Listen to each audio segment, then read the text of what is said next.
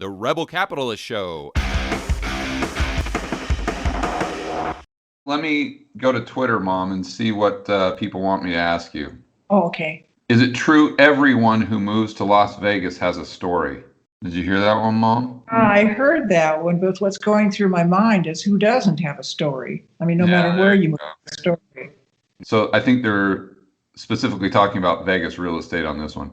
Should we buy there?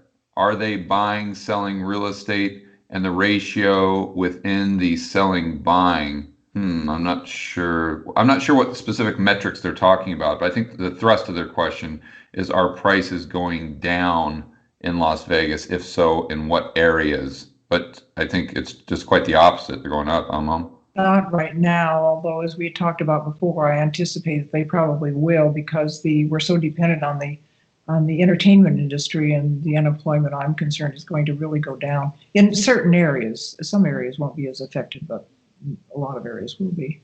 Oh, is there a water shortage in Vegas? You know, water is potentially an issue, and I know that they're trying to get water in from other areas. And of course, a lot of that water goes over to Southern California as well from Hoover Dam. And so, yeah, there are water issues that they're trying to resolve. We do have in the summertime certain restrictions on the amount of water that we can use, and of course, they encourage desert landscaping. And so, yeah, that is a concern. That's true. If you were someone that was thinking of moving to Vegas, how would you weigh the risk there? I mean, is it very, very low probability, or how would you think through that? Well, I think the probability I think is probably fairly good. It's pretty high. However, both the city and the county are working and trying to get extra water from other sources. So I think it's going to be resolved. At what age was George when you noticed that he had that spark that would one day make him very successful? Or maybe, I don't know, maybe I haven't gotten there yet, Mom. Maybe at what age? Maybe 55? I don't know. What do you think? Well, George, the thing is, I mean, from the time you were even a small baby, I knew that there was something out of the ordinary for you. For one thing, you had great big feet. We knew that you were very tall. But no, there was something about you. You had a certain determination to you, even as a little child, and you were very, very observant. You noticed a lot of things that other people didn't notice. And you might recall, you really liked birds. And of course, we would sit in that bathroom where you had with the great big long window and a chair. Oh, yeah. Look and watch birds. And as we drove down the street, you would notice certain birds, and we would go back and check and find out what they were, what kind of bird. And the only thing you knew was birds hot, birds cold. Birds hot, bird cold. In other words, they live where it's cold or they live where it's hot.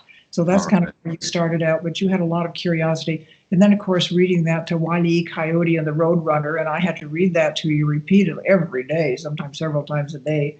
And I had to have every inflection absolutely perfect, every phrase absolutely just the way you wanted it. So, I mean, there's an indication that you wanted everything just exactly the way it should be. Oh, yeah. And that's the way I want it. Yeah, the way you thought. I like things my way. Yeah, I know. But I don't know if that's an indication of future success or future problem with authority. Well, I mean, we always allowed you quite a bit of freedom. You know, we lived on that property, and you were able to run around. We had that German Shepherd dog, and you would run around with the German Shepherd dog on this property in this land, so you had that ability of freedom, and I know that your dad always encouraged that, you know, to allow you a lot of freedom. You would go to church, we'd sit in the front row, and then you could walk back and forth a little bit in the front. But as far as success in business, by the time you got to teenager, I was praying so much for you. I'll tell you, George, it just whether you were successful in business or not didn't make any difference to me. So why were you praying for me? Most people might not get that. Oh, George, I'll tell you, you were a handful. You were just a handful. Oh my gosh, you were a handful. Because I was getting in trouble all the time. You were getting into trouble. You paid no attention to authority. It was just, oh my goodness. And I did not do well in school. You didn't do, I think you probably might have done better than I thought you did. I don't know.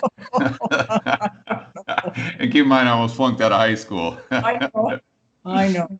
But So, then you played golf too, George. You remember we lived on that one house, and we were probably maybe 6 blocks or 7, 8 blocks away from a golf course.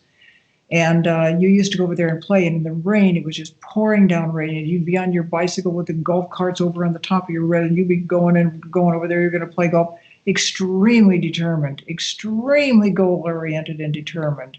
So, there were those elements about you that I always thought you had huge potential.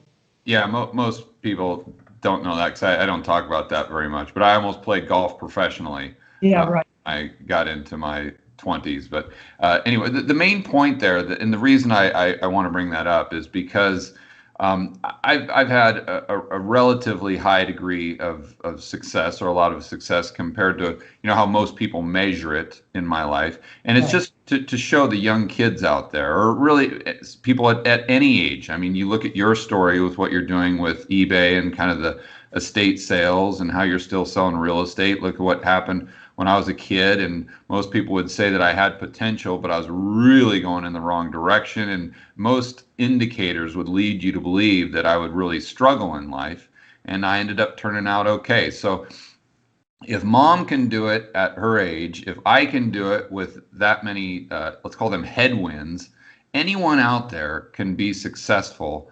at whatever they're passionate about, as long as they're willing to hustle, as long as they're willing to work hard, and stay focused, and maybe get outside of their comfort zone every once in a while. What do you think about that, Mom? Well, I think that's true, and I think it's also important to make a contribution to people. We need to make a contribution to society as a whole, and I think it's something that you're doing, George, and I really respect that. Well, I appreciate it.